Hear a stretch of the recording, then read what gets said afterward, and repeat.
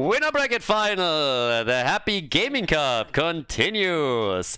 Here we go, everybody. Genshin Impact against Team Reverse, who is apparently very fond of making reverse sweeps happen, or near reverse sweeps. Wasn't quite one, but still, they definitely had a big turnaround there in the game that they played. So this is the tournament that, celebrates, but it's a tournament at the end of the Chinese server. So the Chinese servers are being shut down, as explained in the previous series. This is different from the Asian servers. Blizzard had licensing disagreements, problems, and for political reasons, whatever, they are shutting down the World of Warcraft servers and Hero servers. So this is affecting Heroes of the Storm. Therefore, now a tournament to celebrate that a little bit. And that brings us into this best of 5. So we have tons of Chinese players once again over here. And yeah, it's interesting because the meta has been kind of wild. It's not totally crazy. It's not like we're all of a sudden seeing 1,000 Gaslors walking around, but it's interesting just to see that some heroes have completely different priorities. The builds are a little bit different. In this case, now we're getting Deathwing as well. We also have, as you can tell right now, a bit of a triple front line with Imperius making another Imperians here, going on the level 1 talent straight into Burn the Impure. And yeah, with that, let's go. Top side. That's the skin. Look at that. Look at that. I mean, when we're talking about changes in the meta, then I have to especially highlight the Deathwing skins. I gotta say that the Chinese are way, way, way ahead of the Europeans when we're talking about their skin game. Because every single time that I see a Deathwing on the European side, which to be fair isn't really all that often, it's always the fucking chicken. I mean, every single time. It is absolutely ridiculous. They always go for that turkey skin, and then you look over here to the Chinese, and you know it's like a glorious dragon. Look at that, a jade dragon. Ah, beautiful. Absolutely love it. That's how you put Deathwing, you know, like into the picture here. So yeah, really big shout out to that. But yeah, first fight. So we're going straight for Deathwing with a superhero landing. And they were trying to go for the Sentinel, but no hit there just yet. But it seems like we're going to see Sylvanas fall. Maybe not, so gets out here. Sylvanas on the retreat was able to get away. And talking about getting away, they kind of all got away. 5v5 fight, not a single hero dies. So, yeah. But with Sylvanas, you have, of course, bit of pressure here, and this is a map where the objective again directly attacks the structures. Now the first one to fall is Imperius, but the battle isn't over yet, and a lot of players on the red team side are also low, and the first one to fall is Stukov. Yeah, so kill for a kill now, and I don't think it's going to be the last one. Just look at this. The fountain was a little bit closer also for the blue team, which definitely gives them a little bit of an edge. Deathwing turns into Deadwing. Sylvanas! 5-man team wipe. Everybody dead or dying. Oh, 5 kills to 1. This is actually kind of bonkers. Like, think about this for a second. They got the first kill and then everybody died. Just look at this. They're trying to hold that spot. They're trying to get the Sentinel. And if they can, then it's of course a huge win. But everybody died. And technically speaking, they even took down 6 because Misha counts as well. So all of them got absolutely murdered. Genshin Impact, the former C8 team, with a fantastic opening into game number 1 of this best of 5. Now, of course, we are still in the winner bracket. So even if you lose here, you're gonna drop down into the losers bracket and you got another shot there. So that could definitely happen as well. But yeah, time will tell how exactly this is going to pan out for them right now. But as I said, it's game number 1, right? And this is what isn't even over yet. We've seen Reverse come in with a couple of insane turnarounds, and maybe they can pull it off again. But suffice it to say that this early game took a turn for the worst here. So yeah, there's that. But the shots are fired, so the first payload has been escorted through, which means that the top lane gets attacked immediately. There's also the difference in experience that Reverse now has to deal with. Their talent behind and the level behind, which makes the control over the middle of the map very tricky for them. Stukov straight up on the choo-choo, which is absolutely glorious. Every time I see the choo-choo train, I have to think about Bad Benny. Every single time.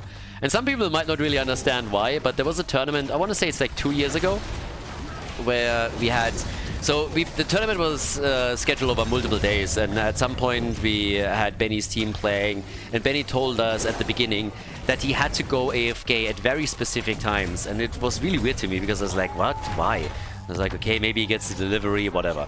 And then really during the game, he had to pause the game for like 2 or 3 minutes. Really short period of time, nothing crazy, something that was easily bridgeable.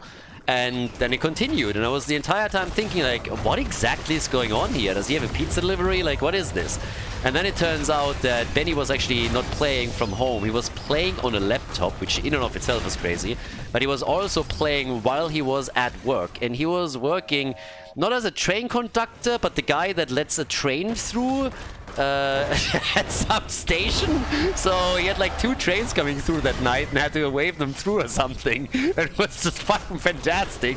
I can just imagine, you know, like the whole scenario, the whole picture was just crazy. Benny in the middle of the team fight, all of a sudden, choo choo, and he's just like, shit, boys, I gotta pause. So yeah, bad Benny. Glorious, absolutely glorious. And of course then he started to run around with the choo-choo train as his mount, which made the whole thing even more perfect. So yeah, every single time I see a choo-choo train now as the mount, boy, I gotta think of that moment, that tournament. But yeah, so here in the game, we haven't seen another kill yet after that insane fight earlier, but both teams now have level 7. We got Deathwing from the Dragon Soul into the Heatwave, straight into the Death Drop. Misha also a little bit more focused on the level 7 talent for Rexa.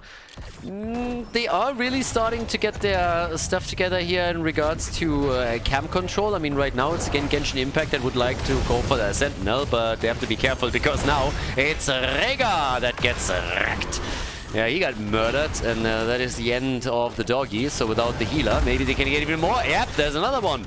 Jojo dies as well. Double kill, and all of a sudden a bit of momentum for the red team. Problem is, they're losing the top lane. Sylvanas wasn't here for the fight. She's instead pushing out the side lane, and is gonna get that fort. That's a given. The only question is, what exactly can Reverse do to make up for it? And the answer is, not really a whole lot. I mean, honestly, this is a bit embarrassing. They barely got the wall here. Now, they of course also have the problem that they're still behind experience and now up against an opponent that has level 10. I expected them to go for the Sentinel camp. I really thought they would try and steal that one away and then use it to push the bot lane a little bit, or maybe even divide the attention between the bot and the top lane. But instead, we're now having full control with the rogue abilities, once again for Genshin Impact, and they are trying to escort the payload through a little bit. So that's already, well, actually they're not. They were trying to go for the camps instead. I thought they were moving towards the middle, but nope, not so much. They are getting the Sentinel. Mirrodin is not going to commit Sudoku by jumping in there and solving some math puzzles on the point. But now that Deathwing is also saying hello, they might fight at least for this camp here.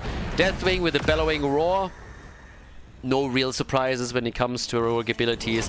I say that still highlighting Rega and his bloodlust. This is a little bit more common in the Asian scene in general, not only applying to the Chinese teams, but also the Koreans. They have played it at the last offline event earlier in, well, late in 2022 in Miami, the Heroes International.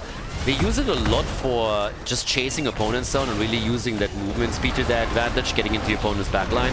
But this is something that is done a lot on the Asia server. Whereas in Europe you don't see it a whole lot, it's more about ancestral healing, so a different way of actually playing this out. But, well, yep, here we are. Now, top lane, we got Catapult slowly pushing in. Still very early in the game. It's not really gonna do a whole lot just yet. But it's more about the payload, and this is where the red team is getting very active right now, so they're trying to get some shots fired as well. Talking about shots fired, wailing arrows out, and Stukov gets flattened. Stukov is dead, and well, so is Imperius. It's a kill for a kill, so it is a trade.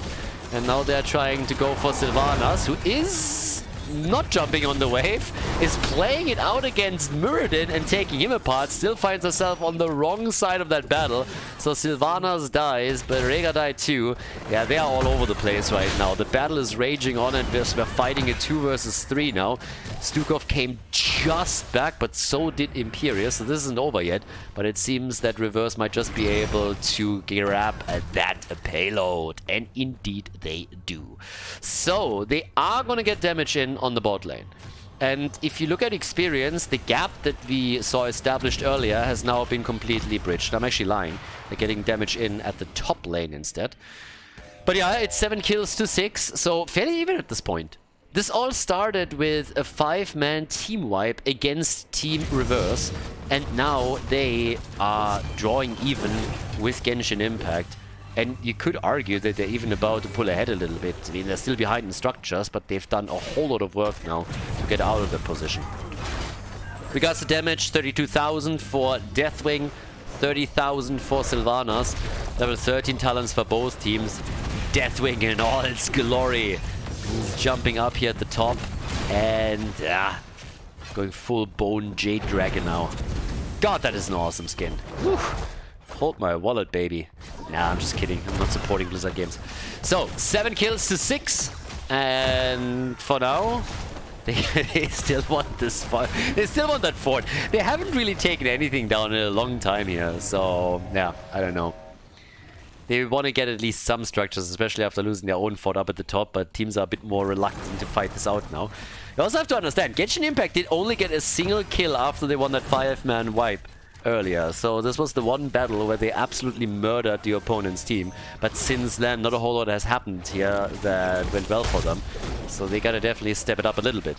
And they're going to try and do that now at the bottom of the map, hoping to destroy a second fort and take it from there. Another camp. Those fights have not gone well for Reverse traditionally, but they are taking it. They're pushing them back, they're taking it, and the red team is getting stronger and stronger there. They're gaining momentum. They're trying again for a kill on Rhaegar, uses Bloodlust immediately to run away, enhancing the French defense.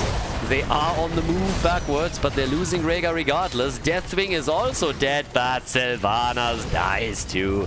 Sylvanas down, a quick jump by Misha, and they're hoping to kill Jojo, which backfired a little bit. But in comes the Space Goat, and only the front line survived. Only the melees. Now, the Sentinel has started to chunk this down. I gotta say, these guys are kind of cool. These guys are really pretty awesome.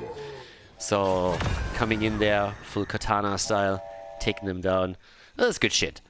But yeah, so now we got 8 kills to 8, and they're dead even in experience. I mean, absolutely dead even. Everybody got one payload so far.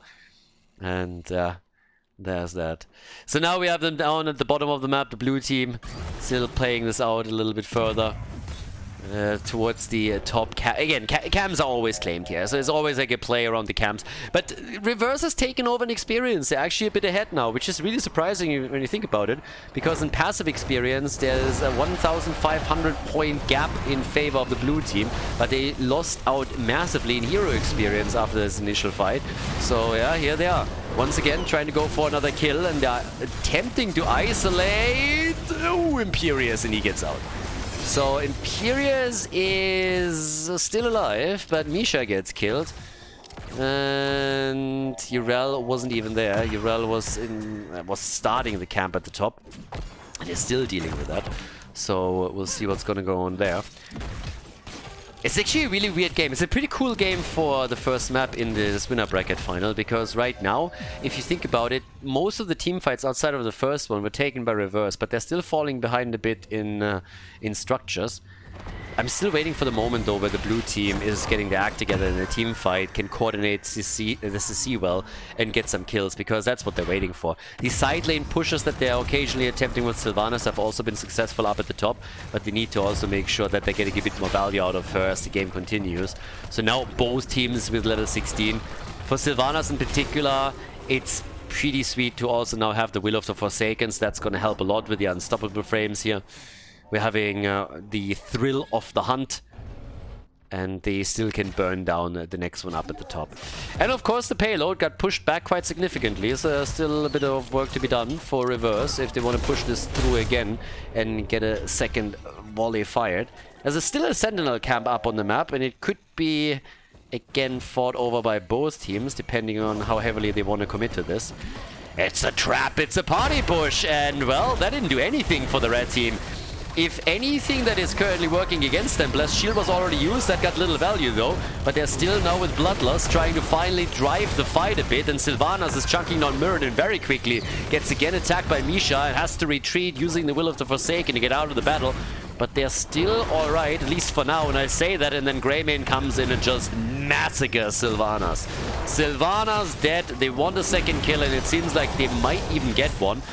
There's an attempt at a counter kill the entire time, but we got Jojo pretty low, and Imperius also has to retreat. With a bit of help from Urel, Janna is able to move back towards the fountain, but the red team is still picking up kill after kill as this game continues.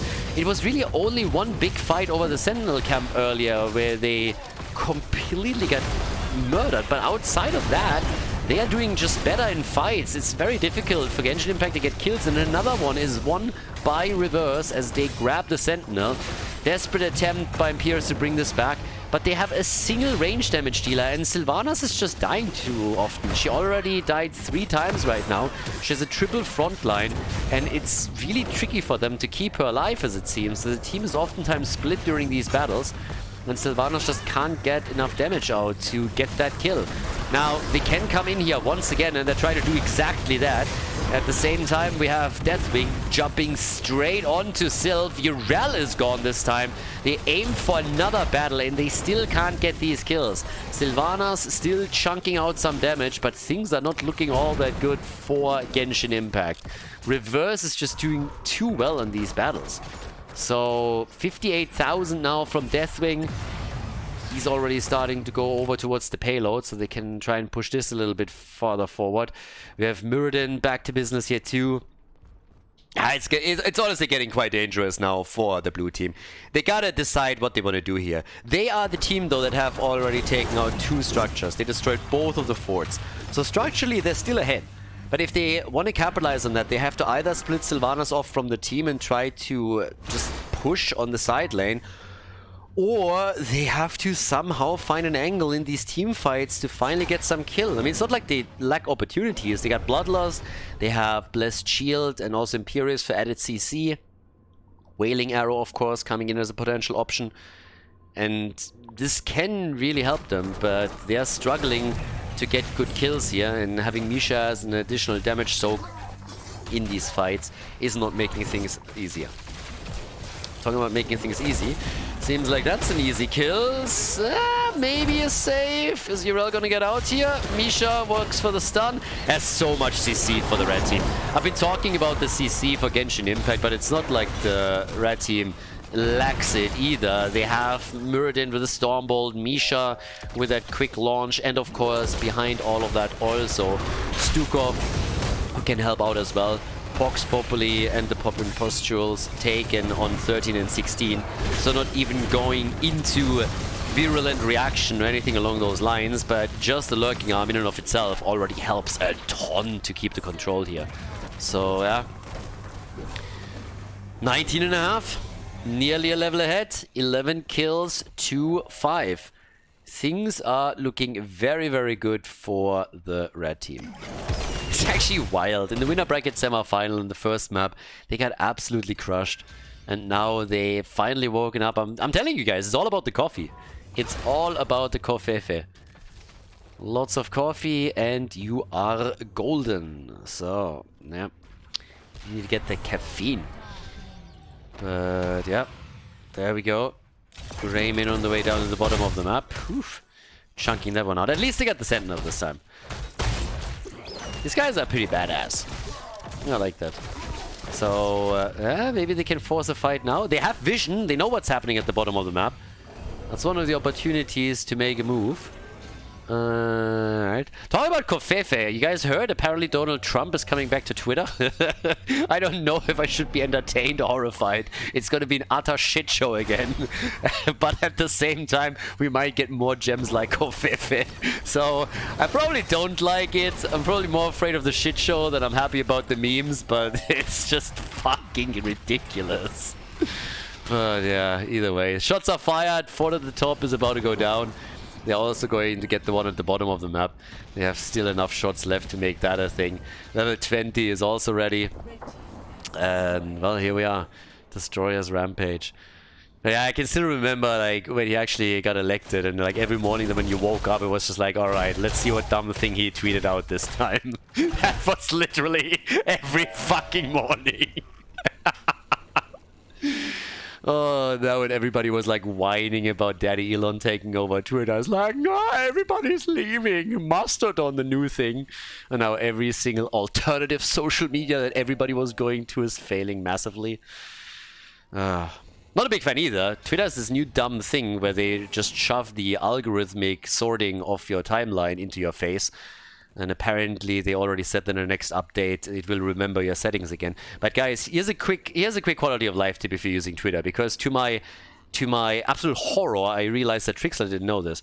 If you're just using out-of-the-box Twitter on your app or on the PC, it will always show you the algorithmically curated timeline. You don't want to see that crap. Click on following. There's a button that's called following. Then you see only tweets from the people that you actually follow and you're interested in. So if you didn't know that, try it. It will definitely make your life a lot easier and less cancer. I could not watch this curated algorithm bullshit for longer than 5 seconds because it is just atrocious. No wonder that people are going absolutely crazy these days. But yeah, a little bit of a tangent, all by Covfefe. What I was trying to say is that Reverse woke up. So they got some caffeine in them, and then they woke up. Now it's 20 versus 20. And yeah, well, we're still waiting for the big team fight, but Reverse is just doing a great job from, I don't want to say start to finish. Ever since they lost that big team fight, they've been slowly getting ahead. They started to get their kills in. They started to get a bit of experience. Now they also destroyed 2 forts. Both teams have level 20, and therefore their storm talent. So it will very likely come down to a showdown in a big team fight. But still, kudos to the red team for making this a thing. With this shitty of a start, this is pretty respectable. Now, Genshin Impact hasn't given up on any of this yet, and neither should they. They are on level 22, so they can, with that, now try and win a team fight and then use Sylvanas to push this through a little bit further. But it should be pretty spicy here, because they haven't won a fight in ages, ever since that big team fight battle. Now, if this is the first one that they win, though, then it's a good one to start, because they got a push through the bot lane. Misha has been eliminated, so that's one of the big threat factors already gone. Yeah, that tower, talking about things that are gone. The tower is also going to be gone in just a moment if they focus on it a little bit further, which I don't think they do, though. But yeah, they are retreating. They're not willing to come in and take that fight just yet. Try and go for the camps again. Now, we got the Wailing Arrow upgrade even here for Sylvanas. Just highlighting that real quickly. You don't see that all that often. Deafening Blast is in, and here we go. It's party time, baby. And they didn't get that quick kill that they wanted. They YOLO'd out all of their ults, Blessed Shield, Wailing Arrow, everything was used here, and it didn't work out. So not all of a sudden, they find themselves on the back foot. Greymane can come in. Urel is forced to use their own ult. Mirror is jumping in deep, and they're getting pushed back right away as Deathwing goes for the big charge. Choke point control about to be established. They're pushing them out. Deathwing is crushed, though. Imperius, yeah, he's also down.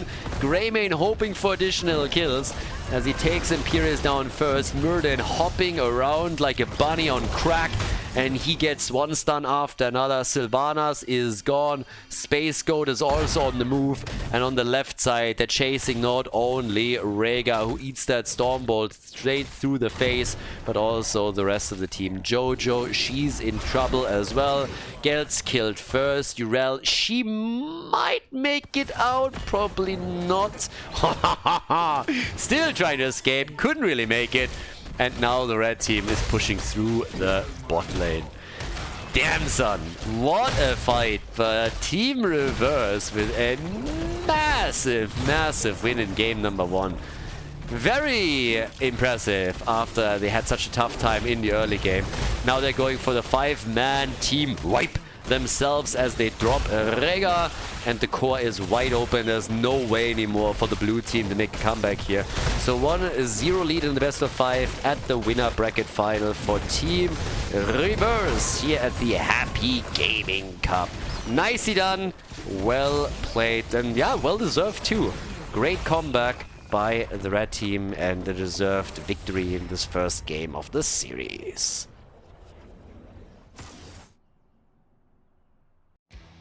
Before we head into game number 2, make sure that you subscribe to the channel if you haven't done it yet so you don't miss out on any future content here on Khaldor TV. Game number 2, guys. I am very happy to announce that they kept the sides. I know, it's insane. If you watch this tournament with me, then you know this is actually the first time in the entire tournament that they didn't just simply switch sides after a map. So yeah, it's mind-blowing. We have on the left side still Genshin Impact, and on the right side it is Team Reverse. It's absolutely bonkers, but it has finally happened. Diablo and Blaze are now playing frontline with Junkrat and Genji for the blue team on the damage. Rega again, second time in a row now for the heals. And to the right side of the map, Team Reverse with the Lucio combo. They also got Jaina here in the mix. Hogga is in, and yep, off we go.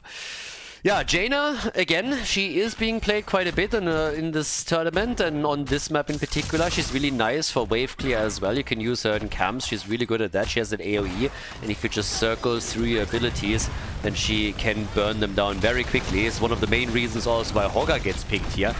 And I am honestly pretty amazed that Hogga made it through the draft. So that doesn't really happen all that often when you're playing on this map in particular, because it's just so good at control of camps. So yeah, quite nice, quite nice. Diablo already pushing over up at the side here. Garden of Terror is also a map that we're not getting to see all that often. But yeah, let's see what they can pull off here. Wasn't it also like Chinese New Year like a couple of days ago? I'm pretty sure that was a thing as well. I gotta say that this New Year is actually quite nice. Every time, it's pretty easy. I mean, especially when you're German. I talked about this before in on Twitch, but if you're German, then you have an ability to complain anytime you want. It's a gift.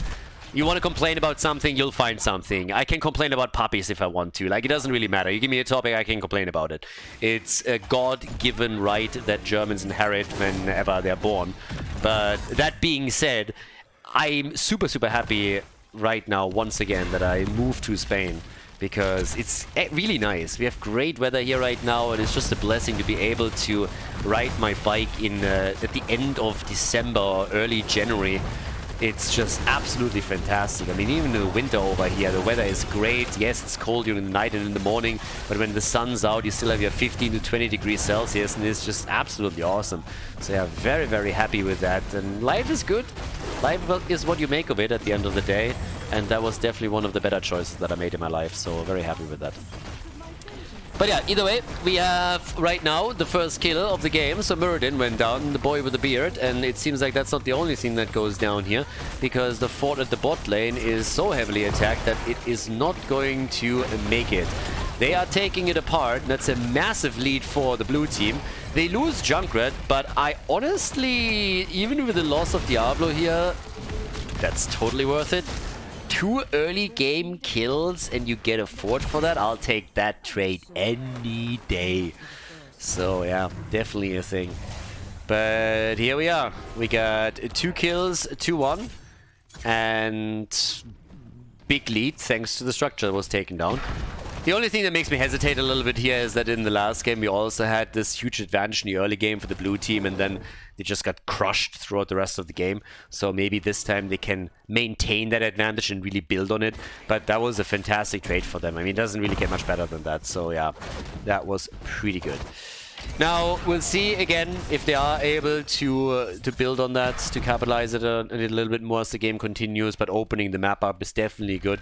There's no globals involved here, neither team. We don't see Brightwing, we don't have Falstad, we don't have Dehaka, so no globals on a big map like that. Those could have definitely capitalized on this. The Frost Armor after the Fingers of Frost over here. So yeah, there you go. Level 7, talents get picked up very quickly. And now all the way up at the top side, seems like good old Jaina gets burned to a crisp a little bit. Blaze seems to be her kryptonite here. All those frosty fingers are immediately melted away. And here we got the ice floors as well. Yeah, my dad sent me a picture just earlier today that where he lives in Germany, it was snowing. So they actually have snow, like proper snow right now, which is also kind of wild to me. But yeah, again, palms, and sun. It's a little bit of a win. If I want to annoy my dad, all I have to do is I have to send him pictures from the beach and a couple of palms and sunshine. And he's always like, yeah. Thank you. And then he always counters and sends me pictures of food. Because, let's face it, I can't cook for shit. And all the food that he gets is just way better. So, yeah. Bit of a win for him. But you gotta do what you gotta do, right? And, well, he's got a kill. Genji is coming in, taking them down. And they are quickly dropping Jaina, but Blaze gets murdered. Now, Blaze is a little bit of a sentry for Genji, I would say. So at the end of the day, that's all that he was, a sentry ward sitting in the side there somewhere, and that's just it. But now down at the bottom of the map, with the one fort gone, Rhaegar is still pushing this. And Muradin alone on the lane is not going to do anything here. So, yeah, I would also destroy this just to make sure that you eliminate a bit of extra vision, but yeah, whatever. They got level 10, so with that, they now have a chance to grab themselves a seed if they want it. There's still one up for grabs and nobody has really made a move for it just yet. We have camps focused over everything else on the map. But yeah, Ancestral Healing is in. We got the Lightning Breath as well up at the top. Genji is still trying to chase and also Swift Strike through this a bit. And Hogga could honestly help with some of these camps a little bit more. They still got one Bruiser camp over here that Hogga could take aim at and honestly should. But as long as Genji is around, they will need a little bit more assistance for him. It's a brother duel as well too. But in we go. Arrow, nice, hits the back line. Okay, and they are getting Rhaegar nearly murdered, but he uses the Ancestral, and now it's Muradin who's in trouble. Everybody runs away as Diablo goes for the big boy barbecue, and they're lining up perfectly for him, but still no kill, as the seed gets channeled, so they're trying to come in with that. Down at the bottom of the map, the camp is still pushing, so a huge move for the blue team right now. If they get out of this fight without losing a hero, that would be the dream, but they're struggling a bit. They are turning it on Muradin on the other hand, and the dwarf is barely able to make it out of the fight. The thing is that Hogga isn't so lucky, so he is down. That's 3 kills to 3, with damage still done at the bottom of the map. They might not break through the entire wall, but they're definitely doing some work here. And since the seed was already channeled a bit earlier by Genshin Impact, it was a very respectable win for them. Damage at the bot lane wall. They have taken the seed up at the top. They haven't taken too much damage yet. Should really send somebody topside though. And Blaze is on the way, but they're sacrificing some of the outer structures in order to make that happen. But I like this series. This is a cool one. We're not bright. I mean, honestly, I still expect that some of the other teams that we are going to see later in the tournament again, that they will have also a chance to make it into the grand final, for example. But even here in the winner bracket final, before we're even in the grand final, we already have some pretty sweet battles between the teams here. Genshin Impact, they came in as one of the big favorites for sure, but reverse, they've now not only taken the lead, but they're also doing a great job in game number 2. They are trailing behind just by a little bit, but you can definitely tell that with 1 or 2 good team fights, they might be able to pull ahead once again. So, yeah. Down to the bottom of the map, Rain on his Hogga pushed this out a little bit further and is now trying to attack another wall. When it comes to damage in these team fights, we got 14,000 for Junkrat. Genji a little bit alone on the map here. Yeah, he kind of fucked up. Oh boy. So Genji is down, just doing Overwatch things, getting chased by Lucio. So they caught him with his pants down. Rhaegar is, by the way, the only one that hasn't fallen yet on the blue team side, now that Genji has been eliminated. But the next seed is up, and they can go for it right away. Garden of Terror would not be a map for me, honestly. Like, it's not really a map that suits me. I have what we call a black thumb. If you give me a plant, I can pretty... Actually, I'm really good against the Garden Terrors, I would say. Like, I have a black thumb. You can give me a cactus, and I'm going to be able to kill that thing within a week or two. I'm that good. There's people that have a green thumb and they can make everything just like bloom. I am absolutely horrible. I always forget if I have to water something or not, so this either ends up with me not watering something at all, so that it just like dies of thirst, or me and just wilts away, or me just giving something too much water and then it just drowns. That's pretty much the only thing that's happening. So yeah, definitely a black thumb. There's just no other way to describe that. It's a gift, it's a gift. I don't know what to say. But yeah, so we got 4 kills to 3 now. Still, it's all about the next seed here. Teams have not really focused a lot on the objective, I gotta say. But 9 minutes in, we have a single seed that was collected. 1. And the seed is like, hello, I'm here. Nobody wants me. So, yeah. But either way, as they are trying to go for... I mean, the blue team has a very clear idea. They want to push some structures. They are putting Blaze at the top lane continuously in an attempt to give him some space to burn these waves down. But then the rotations are coming in, trying to drop him, forcing also the bunker out. But nobody is going for the seed. I don't know why, but it's funny to me. That seed is like sitting there, it's like, nobody wants me. Oh, it's just glorious. It's too damn good, so yeah. That seed is completely disregarded. There's like pings on the minimap every now and then. Nobody cares.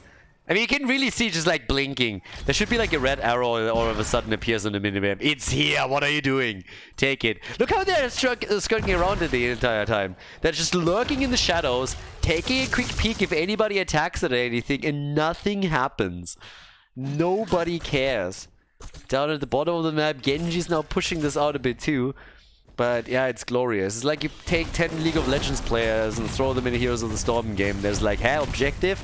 The fuck you talking about, bro? So yeah, they have no idea. Like, what do you mean fighting for this thing? Nah.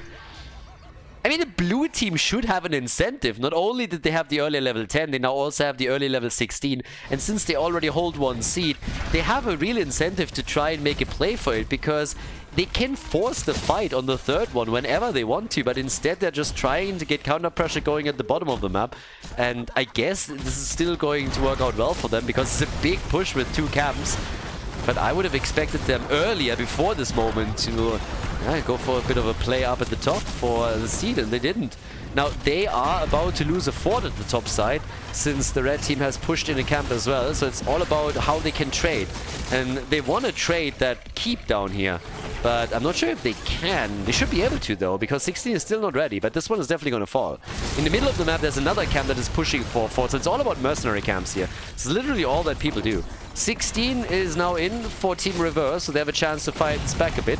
The keep is still standing. That's a little bit of a problem. You lost the fort at the top, but you haven't taken the keep down. Now, the good news for them is they nearly destroyed the fort in the middle, so they're definitely getting value out of this. Hogger has gone deep, by the way. I mean, real deep, and he's going to get punished for it. So Hogger is down, which turns this into a 5 versus 4, and they should immediately start pushing again. You got Junkrat, for crying out loud, so that keep just has to fall. Mirrodin has jumped into the middle to make sure that they're not losing another fort here. There is still a top camp that has to be dealt with by Genshin Impact, but first they're taking the keep apart. So big win on the structures.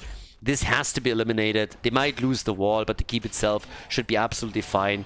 It's Blaze who's going to take care of it. And as you can tell in the middle of the map, this one is also so low that with some effort from Genji and from Junkrat, it's going to crumble. So they're going to get this 100%. Which means that we have an incredible advantage now for Genshin Impact regarding structures. They have currently taken down 2 of the forts and 1 of the keeps. I mean, that's crazy good. 12 minutes into the game, that's absolutely fantastic. Camps are still being claimed, and now finally somebody has an interest in going for the seed here. So they're starting to jump in. Teeth are chattering again. It's like they incorporated Nancy Pelosi in the game, but yeah, there it is. But yeah, either way, 4 kills to 4. They get the Storm Balloon. Dibbles. But he's a big boy now. He's fully stacked. Big boy, lots of survivability. And that's going to make him very, very difficult to kill. And time is now obviously working in favor of the blue team, because now they got also at the bottom of the map some catapults that are starting to push towards the core, which is also pretty big. We have them still trying to get that particular seed here. Genji is also pushing a bit through the middle right now. But with the second catapult now moving in at the bot lane, I'm telling you, eventually this is going to end up on the keep, and at some point Reverse will have to fall back. The interrupt is happening as Genji sneaks in from behind and tries to get his hit in here. But this is bad news for them. And of course it gets worse. Like every single wave is now spawning a catapult, and we are only 14 minutes into the game. This isn't ending the game right here. But any damage on the core is going to be annoying, even if it's just a little bit. So the channels are happening. The red team is already starting to split off a bit. The seeds still not gathered, but at the bot lane there's 3 catapults that are about to hit the core any moment now. Even if there's just a bit of damage done, that would be a victory. But here comes the ice block. Jaina just explodes. No chance for Jaina. Muradin is about to get murdered. And that is 2 kills in the team fight in their favor. Catapults on the core. Minion wave has spawned though. Will deal with it. But they are just getting crushed now. So the shield on the core is nearly gone. 4 heroes have been eliminated. Catapults are already doing a little bit of core damage. Top fort has fallen. This one is also going to fall. 6% are now gone. They got level 20. And if they wanted to, they could move down to the bottom of the map and try to end the game right there. I mean, even Lucio isn't safe. So he's trying to zip away. And then the Swift Strike kill with Genji as he goes in and just drops him. Guys, easy victory now for the blue team. So they are definitely bringing this one back. They want to tie the series before we're heading into the 3rd map of this one. And that's gonna be happening. Great play. Genshin Impact. I mean, 1 single C claimed the entire game. Nobody cared about the objective. Nobody gave a damn. Genshin Impact, they win map number 2. We're going into the 3rd map of this best of 5 and an even score between the 2 teams here at the winner bracket final of the Happy Gaming Cup.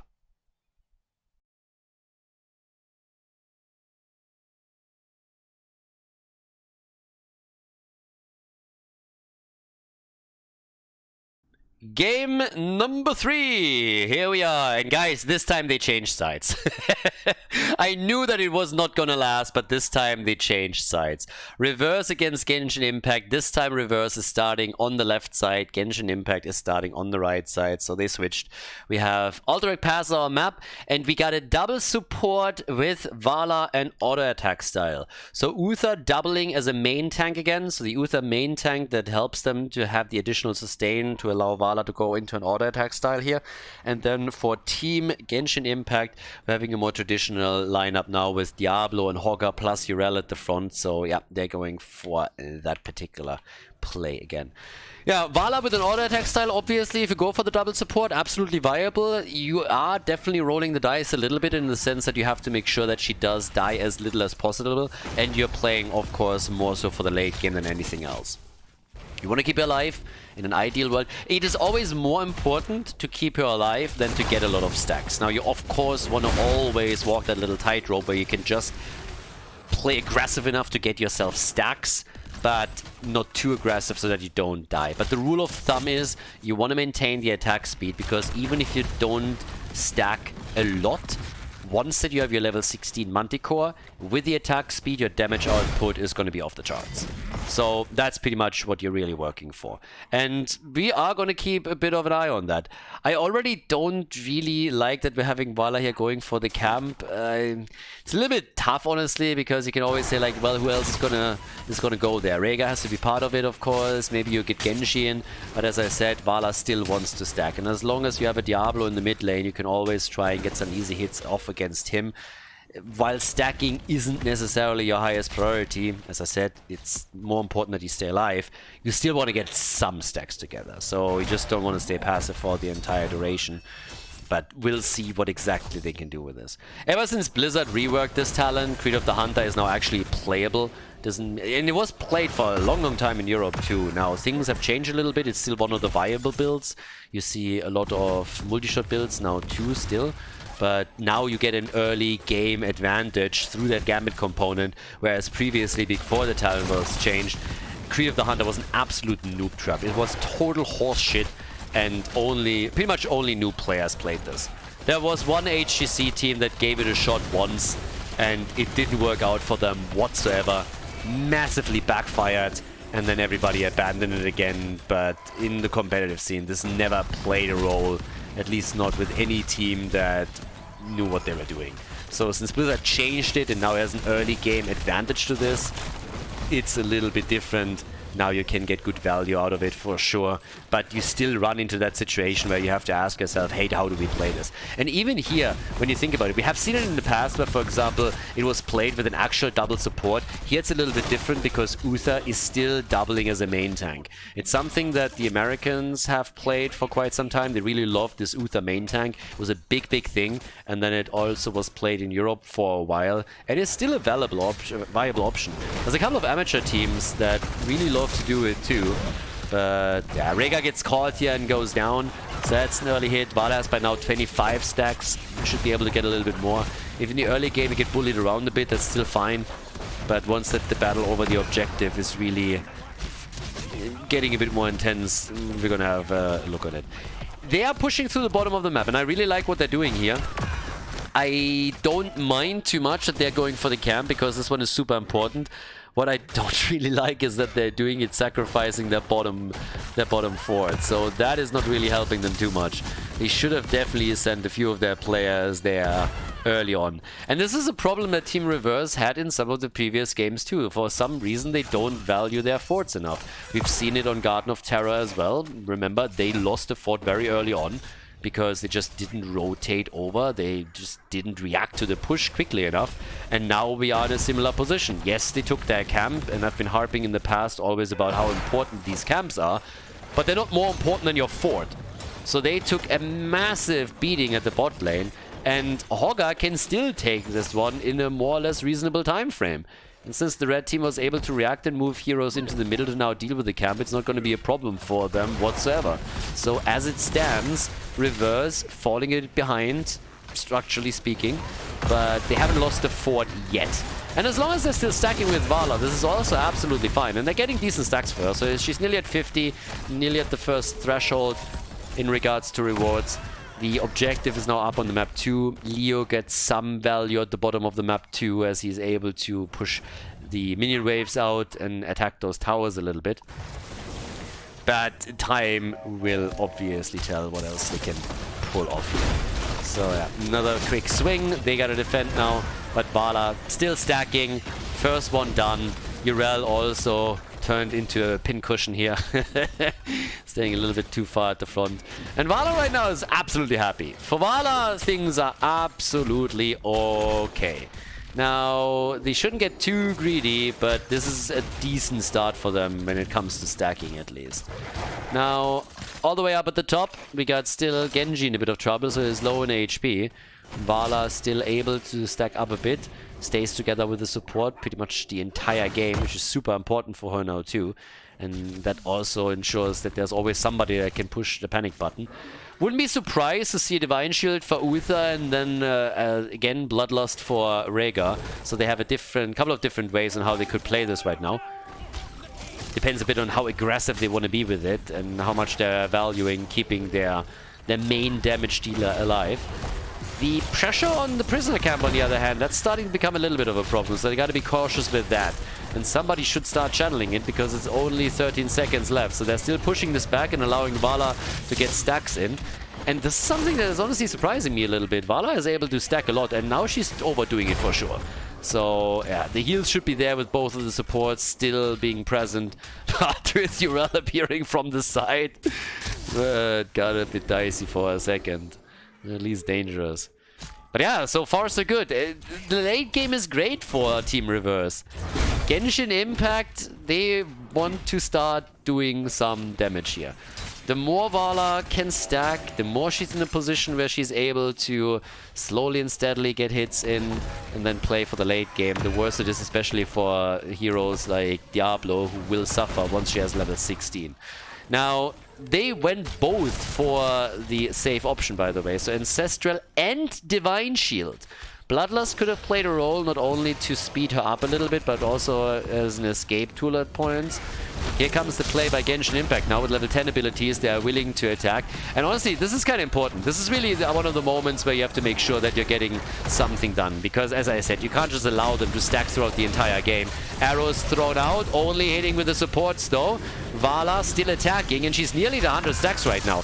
hasn't died yet. We've seen a single kill. I don't know what that was. Like, vault forward with the Divine Shield as an insta follow-up and the Ancestral on her? Guys, you are YOLOing out cooldowns like there's no tomorrow here. Boy, oh boy, that was nuts. Vaulting forward into a Divine Shield and an Ancestral. Holy shit. They just they drew 2 major cooldowns on this one.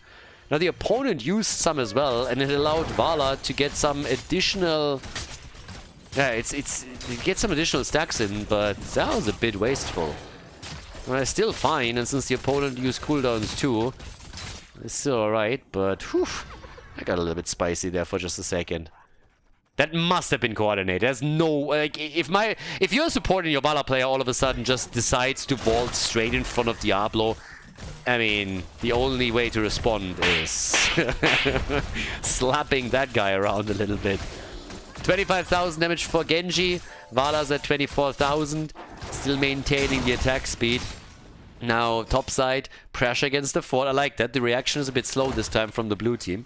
Again, they suffered through that already earlier, so more damage on structures. But Vala is stacking. She's stacking really well. The arrow hits. Yeah, no Divine Shield available. Rhaegar is there. Divine Shield will be back up in a moment. 5 seconds, and I'm not sure that he's going to survive 5 seconds. Nope. He falls. Vala can still get the assist from the Uther Ghost and vaults forward again. Dude, like, seriously. Relax. I know that Rhaegar nearly has his Ancestral up, but please calm down a bit. They're trying to go for the kill, and they take Hanzo down. Nicely done. The Ancestral is out too. Vala still. One hit after another, and no fucks given. She knows only one way. Forward. It's like, dude, this is your escape tool. Escape what? What do you mean you can vault backwards? Nah. Full aggression is all that we're getting here. But yeah, so far it's been working. They might not have the kills of the red team, but they have nearly 150 stacks for Vala now. Tempered by Discipline is in, so giving her also some self-sustain. And as long as they can keep her alive to Manticore, this is going to be great for her. Yeah, there's the cleanse already being used, so unstoppable frames are in. More hits coming. Vala at 165 right now. They're all just disengaging. Divine Shield on Uther. Did he just fat finger that, or what just happened here? But yeah, he just went straight up for the Divine Shield. They still get the kill on Yrel though, and they might even get another one. Uther gets attacked again. Ancestral isn't there. Uther down. Hoarder pull to save Hogger, and Vala gets away. Was running low on mana too. 186 stacks now. At this point, if you're the Vala player, if you're the team of the Vala player, all that you're saying is just like, dude, please, just calm down. Stacks are awesome. This is working well. Don't risk it. Just wait for Manticore, and we are going to murder them. Just make sure that you don't die here. This is really the moment when you can start playing this a little bit safer, because you already did a fantastic job at stacking. I mean, we're talking about nearly 200 stacks now. They lost the fort at the top. They do some damage at the top lane themselves now and in the middle of the map, thanks to the camp and of course also the objective that they just locked in for themselves. They are doing some work here too. So generally speaking, they're looking really, really good here. A bit behind the experience, behind the structures a little bit, but the late game is where they're gonna shine. And not dying with Vala until the 10-minute mark and stacking well is worth a lot. So one more level and then they have level 16, and then it's going to be tough times for Diablo. Now the good thing for the red team is that they are structurally just doing a fantastic job with these forts. They have not gotten the objective. They lost the first one, but they are still in a position where they destroyed 2 forts. So Vala gets attacked again, but these are all free stacks for her. And they are still getting the kill on Yrel. So Yrel is down. One fort at the top side has also been destroyed, so Team Reverse is getting some value themselves. And now they're going for the boss here. Yeah, it's a 5 versus 4. This feels still a little bit forced. As long as you force them into a fight, I'm fine with that. Vala with a few more hits is alright, but don't forget, they're closing in on level 16. So this could be a bit of a problem. But either way, yeah, the boss has leashed. So the red team is delaying them a bit. Still some extra opportunities for Vala to get stacks in. And if they can get another kill now, that would of course be fantastic. Uther playing him as a main tank also has the advantage that you have additional stun at the front line. But here we are. 2 more hits and Vala's at 200, so she gets another advantage there. And interestingly enough, they haven't picked up on the fact that the red team is now trying to take over. That's actually kind of wild. Yeah, they have level 16 early, but this is a very small gap. You could definitely contest this. They haven't seen this, so it seems like they're just going to the top lane instead and trying to get the boss at the top. So that's interesting. They let the boss be taken by the red team, and they themselves make a play for the top boss, which they should be able to get. But Lucio is speeding this up. I don't like that they're risking this at all. I really don't. I mean, this might just work out for them, but this is a fight that you don't have to fight. Now they get it, barely. They're still forced into the battle. Here's the quest reward for Vala, and yeah, she is doing damage now. She has Manticore at this point. But there's the arrow, nice into the back line. Vala, easy damage, easy against Hanzo. Yeah, looking good here, but also getting completely isolated, and that was just stupid.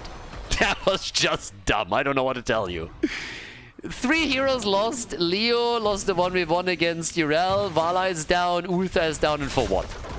Like, why do you do this? This was such a dumb fight. I don't know what to say. This was absolutely unnecessary. Vala died for no reason whatsoever. She tried to go for Hanzo and she would have been able to solo him. But you can't expect that in a battle like this. Nobody is going to move over and help him. Now, she lost 1 stack. That's 5% of her attack speed gone. And for no reason whatsoever. So an absolutely unforced error by Team Reverse, and Genshin Impact is capitalizing on it by taking a lead in experience, grabbing 3 extra kills, and also going for the objective right now. That was insanely stupid. I can just... honestly, the only reason I can come up with this is that they were a little bit overconfident once that they got the boss and once they had level 16. They're like, yeah, we got everything we want. So, let's see how this works out for them, but that wasn't necessary. You're in a great spot. You have 200 stacks on Vala. You got Manticore. She hasn't died yet. Keep your team together. Play the 5-man. You have the sustain. You have mad damage against the front line. I mean, look at this. Diablo's hit points are just disappearing.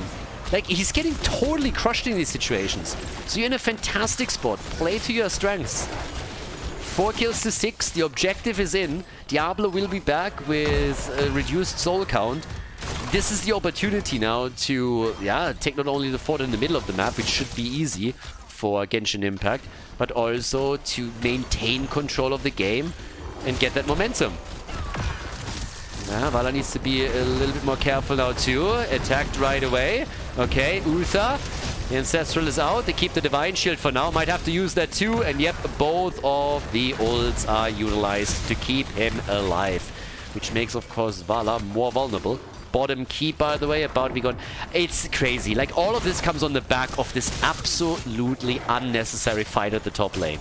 It's honestly a little bit of a shame. They worked so hard for 13 minutes in the game. Then they messed up once. And I don't understand why. And then they have to pay the price here. Good for Genshin Impact, though.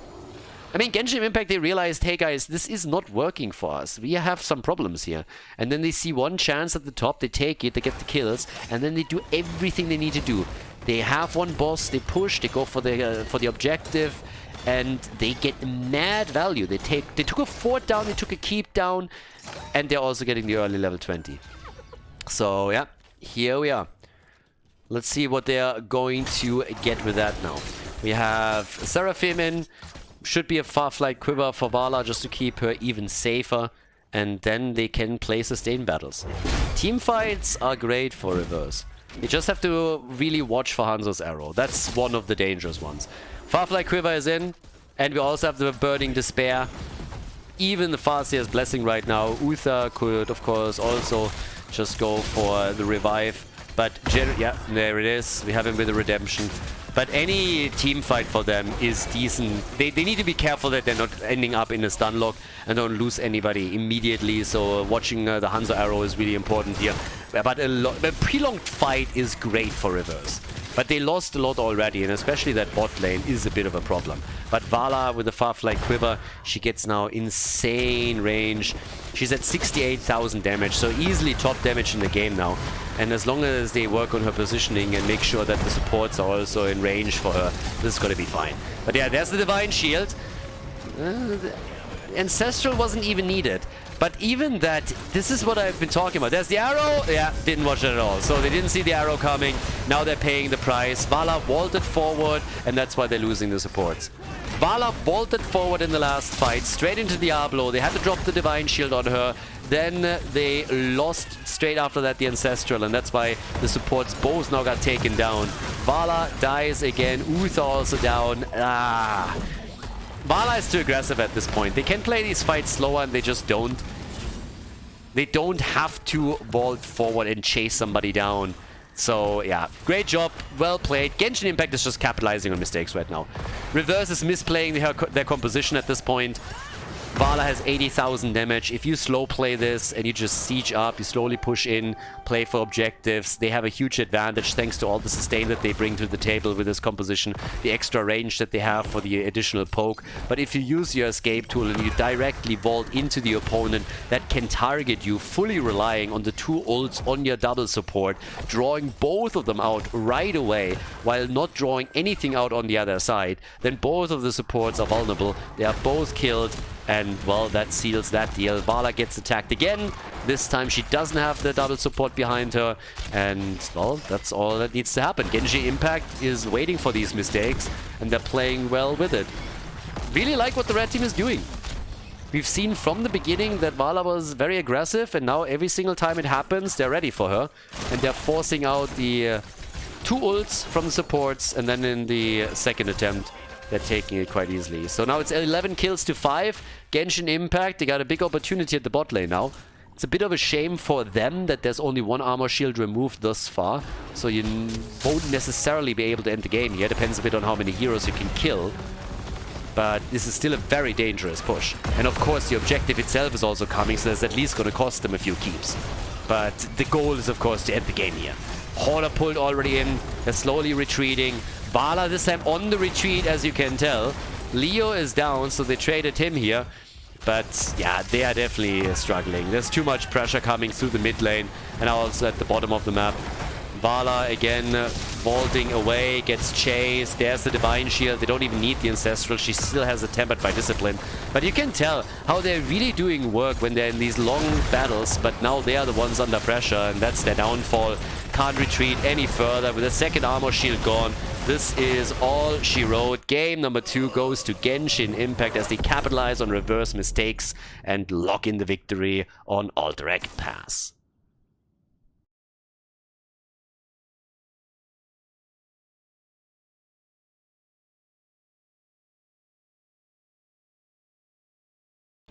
Match point number 1. We have a 2-1 lead for Genshin Impact. They switched sides again. We are on the 4th map. We are on Infernal Shrines. Genshin Impact is starting on the left side and Reverse on the right. Bit unfortunate for Reverse. Yeah, that was definitely winnable. But of course, for Genshin Impact, great performance on the last map, exploiting the opponent's mistakes, and now they have therefore a chance to end the series, move on to the grand final if they're able to take them down again. On the left side, we got Urel and Jojo on the front line, and we got Falsa Tiger. So this time you have the Odin transformation, but you also have a global, responding a bit to what Reverse has been doing in the draft, where they locked in a Dehaka for themselves. They also have a global. Now, with that, on level 1, we get the Gathering Storm here for the birdie.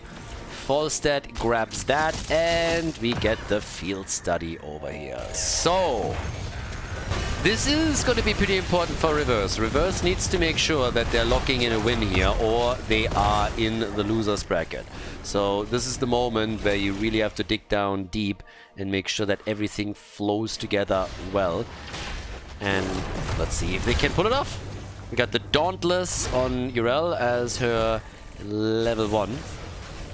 And at the same time, the Dehaka Falstad interaction later in the game is also going to be quite interesting to watch. Because Gust obviously is one of the tools that you're trying to rely upon, but once that map opens up a little bit, having a global is going to be fairly important so that you can always try and turn certain situations into numbers advantage for yourself.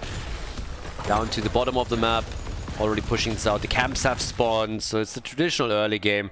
Just everybody trying to check out if they can take their own camp. Maybe a battle for the third. They've been sniffing around this a bit. Deckard Cain still with the pleb horse over here. And off we go. So... a bit of a hit. Every single time we got a Hanzo, it's all about the arrows. We saw that in the last game too, but with Falstad in the mix, it's also the angle of gusts that you have to watch out for. The interesting part with Falstad in this tournament was so far a lot of Falstad players were trying to fly in and get a very aggressive angle for a gust and force the fight. So, curious to see if we're gonna get that. Going full pirate here with the skin, which I like a lot too. The bigger they are against Diablo, locked in for Tychus. We get the Ruby for Deckard Cain. And Irel still alone up at the top. Potions everywhere. I have no idea why, but for some reason, every single time I get Deckard Cain, it reminds me more of Diablo than actually seeing Diablo or Leoric in the game. It's always like Deckard Cain, you know, with the sound of the healing potions.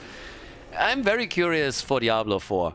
I've already said that I have absolutely zero interest in being part of another Blizzard esports game after how they fucked their communities over for the last, I want to say, like nearly 10 years now. But Diablo 4 is still something that I'm going to give a shot. As a single-player game, hardcore mode, obviously. I have no idea how people can play Diablo without hardcore mode. I really don't get it. It's the most boring thing in the entire world. I've been playing ever since it was introduced, hardcore mode in Diablo. It's one of the best things ever. Once you start, you're always going to be hooked. It's just crazy. And then going back where you can die and nothing happens is just so unbelievably boring and such a snooze fest. I really don't get it. But yeah, so in Diablo 4, I'm actually going to give this still a shot to play with a couple of friends. But when it comes to esports, my eyes are still solidly locked onto Frost Giant and Stormgate. I believe that they want to bring the beta out in the middle of the year, or at least an early alpha for people to play, and bringing RTS back and going a little bit back to my roots. That's going to be really interesting. Very, very hyped for that. New esports scene to build, 1 versus 1 game, King RTS back in business. After casting Warcraft 3 for like 6, 7 years or 8 years or whatever, how long it was, it's not long ago, and then StarCraft 2, very excited about that, so... But yeah. But Diablo 4, gonna give that a bit of a shot. Especially if it's true that their in-game shop with their real money shop is only for cosmetics. If this is just a pay-to-win fiesta, then yeah, it's like not gonna happen. But still. This game, what's not happening is a big team fight. For some reason, the red team decided that they're going to abandon the approach towards the top completely. Now they gotta bait this over the wall, and they do, so the easy defense on the Punisher should be there. It's a frozen Punisher though, so that makes the push even more tricky, and yeah, I mean, the wall is gone within seconds. So here it is. They get good value out of this one. And Reverse has this thing. I really don't understand some of their strategies that they are employing. They just don't value structures. Now, they are killing Tychus, good for them. But this is half the top fort gone. So 4.5 minutes into the game, that's a lot of damage at the top lane. Every single game that we have seen so far, they've been lacking in controlling their structures in the early game. It's a bit of a theme. The team isn't bad by any means. They have great team fights. We saw that on the first map in particular, and some of the comebacks that they executed throughout the tournament were pretty solid. So they oftentimes know how to attack. You might argue that they're a bit overly aggressive at times, but when it comes to rotations and structural defense, they are still in a spot where I believe they need to improve if they want to continuously play on that level. But yeah, either way, for now, you can tell the same thing. Urel is at the top, all of a sudden pushing. They use Falstad, they come in here too, and they drop the fort. So now 5 minutes into the game, the first fort has been destroyed, and Team Reverse has again lost one of their main structures. This is just the theme. This is something that happens to them over and over and over again. So now they are once again a little bit behind. Level 10 abilities are kicking in too. We get a gust. I mean, the usual suspects. I mean, okay, so Jojo is holding back her ult. Now, I expected less shield. We haven't really thought about it. You can definitely make an argument for Falling Sword. Because Falling Sword was used as a main ult when Ana was very heavily in the meta, and the whole thought process was that you put pressure onto the support and you force her back, and she doesn't have an escape tool. But the same is also true for Deckard. So yeah, there's Falling Sword. Falling Sword is in, jump is already coming, and once you have level 20, the cooldown reduction is obviously going to make this even more dangerous. But for now, Yrel, hobbity hop, Space Goat is jumping out. And run! Alright, Yrel on her way back out. Nobody dying in that fight. But Jojo has committed to a bit more aggression and mobility, which in a bad team fight can also save her butt as long as she just jumps out. But definitely the more aggressive variation of all of this. And of course, as I said, once you have level 20, it's getting a bit crazy with how you can just jump around in big team fights and use your ult 2-3 times if you are getting enough cooldown reduction out of it. With a level 7, we got the locked and loaded. Tracer still nibbling away. The Nexus Mosquito just buzzing around all day, every day, and getting those small hits in. Level 11 on both sides, and a kill for each team as the second objective spawns. Cooldowns will be ready for it. Yeah, and then it's just time to see who gets the next one. Now, Odin is ready this time. Kind of have to point that out, Odin is ready. Also something that we've seen a few times, adaptation on level 10. Normally it's all the isolation for Dehaka, but we have seen in this tournament in particular a lot of adaptation being used, making Dehaka even giving you more survivability, making him a lot harder to kill. So they're going to use that again, which gives Tychus another opportunity to also just chunk somebody down here.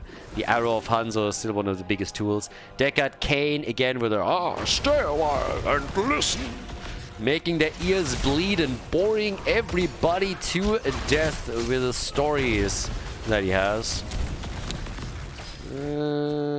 Okay, so there's the hits. Let's go. They're pretty quick in locking the first one in. Yeah, I mean the red team is this time really fighting, but at the top lane another problem is that there's only one camp pushing. That's the blue team's camp, so there's a chance that they're even nibbling at the wall a bit. 20 stacks are in. That's the rule of thumb timing when you want to pop Odin unless you're forced otherwise. So now they're doing exactly that, trying to grab that. Yeah, Arrow completely missing. There's the jump already happening. Deckard Cain hasn't really started to do anything with his own ult to set things up for a potential team fight, but as you can tell, Odin is from a safe distance getting more points for them. So they're doing very well here. They did until the chicken got murdered. Okay, the chicken is down and that changes the equation a little bit. Topside is still pushing, but that was definitely a nice one for Team Reverse. Are they going to pull off another mini reverse sweep? Is that going to be a thing here? Fight isn't over yet. Blue team is still totally willing to fight, but they're a bit too late now. The Mortar Punisher gets taken. Yrel slowed down. CC'd. Ult has been used. Ancestral comes too late. And Yrel is dead.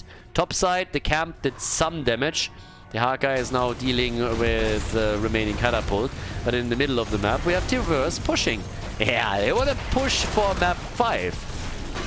So they're trying to take the first fort down. Can they go all the way here? Gust is already being used. Tracer unaffected is still trying to take it down, and they are going to get that fort. The fort gets destroyed. Nicely done. And the arrow misses again. Oof. Yeah. It's about to hit Miami at any moment. Narrowly missing its target. And the camps are also claimed by Team Reverse. At least they're trying to. They're entire level ahead now. One level ahead, so that's an opportunity to lock a level 16 talent in before your opponent does, and then use that window of opportunity to, who knows, maybe take another fort down, maybe grab an objective, escort that through. We got the Ancient Blessings in for Deckard Cain. And yeah. Tychus is also going to be interesting towards the late game. Already you have him with top damage for his team on the 21,000, but his build is soon going to be completed, at least with a focus on the grenade. And once the big red button is utilized, this is also going to have a huge impact for him, of course. But now that there are talent behind, they have to be a bit cautious on how they approach this. The goal has to be to not lose structures, soak experience for level 16 so that you can contest the next objective, which shouldn't really be a big problem. Hasn't even been announced yet, they got plenty of time. Safety in numbers is what we currently hold here. Bit of a poke from Hanzo down at the bottom of the map as he's going full Hawkeye on us. But yeah. Oh, boy paid attention in math. Nice geometry. This time the arrow hits, but now he's going short distance. Do you see that? So he's tried a couple of times to go with a long distance arrow or a medium distance arrow. It didn't work for him, and now he's just saying like, well, what if I'm gonna use this thing point blank? Maybe then I can hit finally something. And you know what? He actually does. My theory is just Hanzo is drunk. Like, he nibbled a little bit too much on the rice wine, so he sees double and he's always going for the wrong one for some reason. But he is apparently very eager to take the chicken down. And Falstad has to be very careful that he doesn't get Hanzo'd. It's a bit on the squishy side. 44 stacks on his level 1, by the way. We got the whole renewal on level 16. And now they are pushing very aggressively. Potions everywhere, by the way. One potion after another. Yeah, that's the gust angle, as I said earlier. But it's working. It's actually working out for them. It might not be working for Falstad. Ah, the crispy chicken. We have a crispy chicken in the house, but they still got Hanzo. Trade that, I call worse. If you can take Boy down, then you're going to be in a great spot. Stick that bow where the sun doesn't shine. Everybody hates Hanzo. Hanzo and Genji, that family. Screw that entire family, like seriously. But yeah, normally you have a family, you know, like where one guy is a dick. But when you're talking about the Shimadas, I mean, I'm pretty happy that I never met Mama or Papa Shimada. Can only imagine like how bad they are if both of the kids turned out like that. Holy hell. 4 kills to 2. Yeah, both of them are annoying. Hanzo or Soy Boy over here. But yeah, with that beard, I mean, look at him. That hipster beard, that hairstyle. He's a male Karen for sure. So, in comes the drag. The battle is on. Party time. And the arrow is back out again. So Hanzo's gonna try for the angle again. And we'll see if he is able to go for Falstad. If they can lock another kill in against the birdie, that would be a big win. Ooh, Jojo, careful. Got pretty close too. Here's Odin again. 8 to 19. Reverse is really starting to apply pressure now. Not only did they win the last objective, but they're also doing fantastically well in the early stages of objective number 3. Now we're talking Arcane here. And those Arcane sentries can hurt a lot. Just ask a Diablo 3 player. Especially a hardcore player. Yeah. There's nobody out there that plays regular Diablo 3 hardcore that didn't at one point or another lose a hero to an Arcane sentry. I can tell you that much. But either way, here comes the birdie, and they take him. The bird is down, these arrows are not hitting. That's an A Falstad if I've ever seen one. Sorry, an A Hanzo. Like, one arrow after another miss it. It is zoning arrows. All of them zoning arrows. He's just zoning them out a little bit. But they're winning the fights. I mean, you can't even blame them. They win the fights. They got the kill. Falstad is down. 5 kills to 2. And Team Reverse is really starting to go for it. These guys are eager. They want Game 5. They're not happy with what happened on Alderac Pass. Nope. So they're going for the top fort now, and they should be able to grab this one. They're still a level ahead. Level 20 is in reach. Guys, they might go for the keep. They might maybe not take the entire keep down, but they definitely have a chance of getting to level 20 with the Haka rotating between the lanes now and giving them some extra XP, which means that the push at the top could very well be a level 20 push with an Immortal Punisher and cost the blue team the wall. I don't think that they can take the entire thing, but the wall is definitely realistic. Chrono Triggers is in. We also got the perfect gems right now. The Haka has upgraded his adaptation and gone straight for the change is survival. And the blue team still has an entire level that they gotta soak. An entire level until they have level 20 available. And Urel is doing her best to get some experience for the team. Choo-choo! Yeah, that pain train on red is coming though. And Tracer makes it out. No full recall for her. But yeah. We'll see if they can play this one out and get a victory and force the final map of the series. Dehaka hiding in the bushes over here. As usual. They steal the camp away, but Urel has nearly gotten level 20 for the blue team. So they haven't given up on this yet either. Nor should they. 61,000 damage. Tigers is now in the driver's seat on the damage output. Hanzo on 60k as well. And the big question is still, what's happening? Oh, cooldown reduction. Yeah, level 20, of course. Cooldown reduction for Jojo. Really forgot about that. That's going to be a bit of a game changer here. So yeah, cooldown reduction is in. We got the Heaven's Fury and we got the big red button. Ah, that's some insane level 20s that they're running. Yeah, those are crazy level 20s. Big red button, wind tunnel, cooldown reduction for Jojo, plus the second ancestral. This is big power spike. Alright, let's see what they can do with it. They only got 2 kills throughout the entire game. Not a very kill-heavy game to begin with. 7 in 17 minutes. Nothing crazy. But yeah, here we are. So, Gathering Storm with the 68 stacks. Urel at the top. Everybody else just dancing around. And the next objective is in the middle of the map.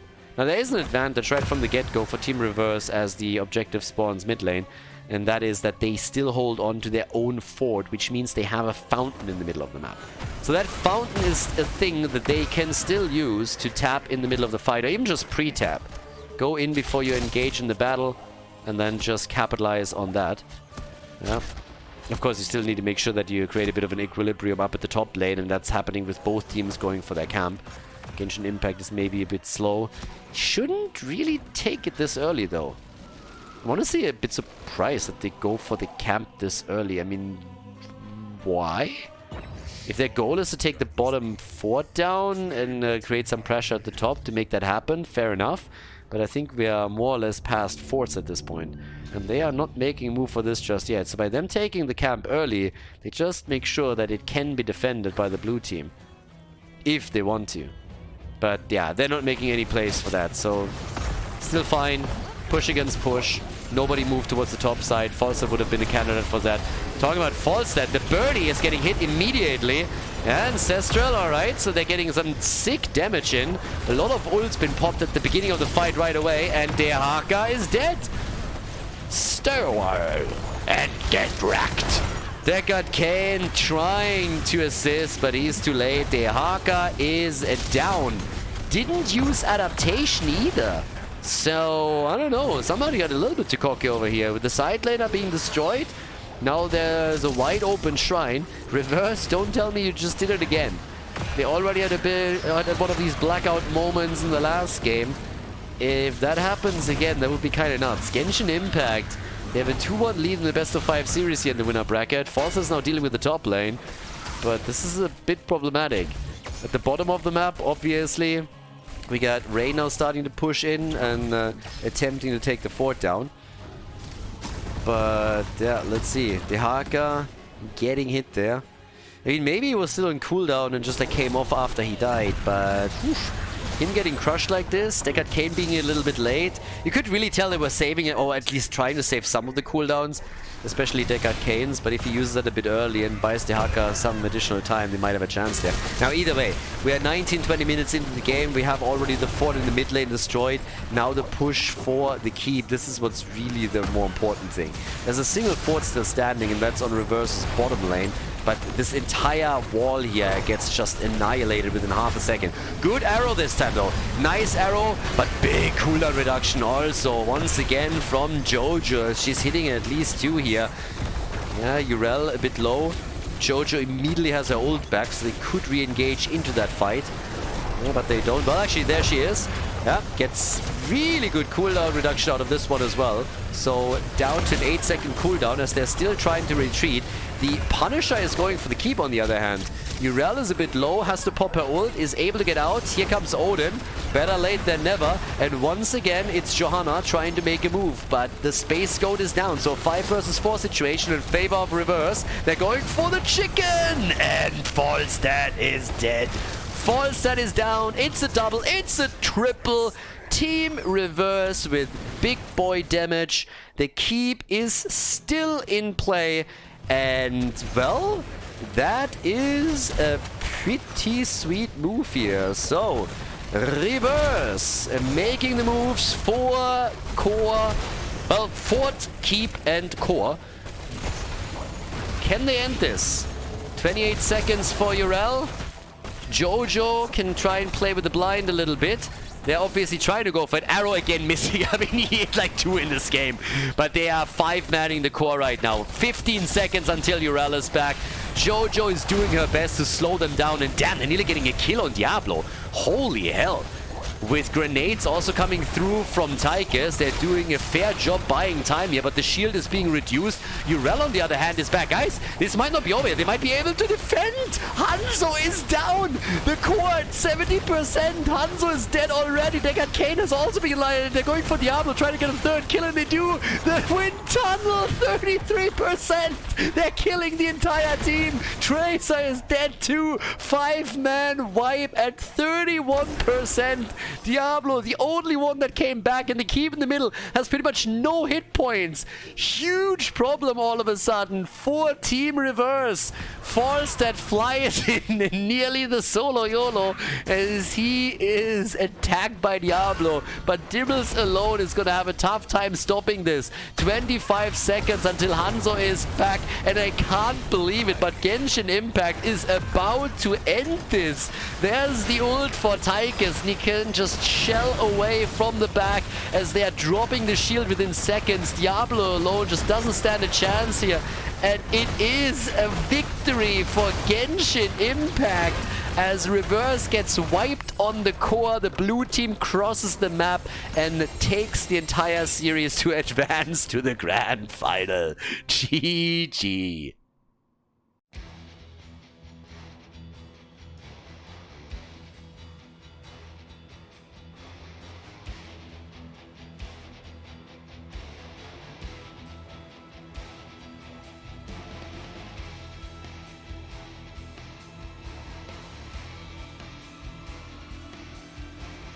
Thank you everybody for watching the video today. I hope that you enjoyed the show and the commentary.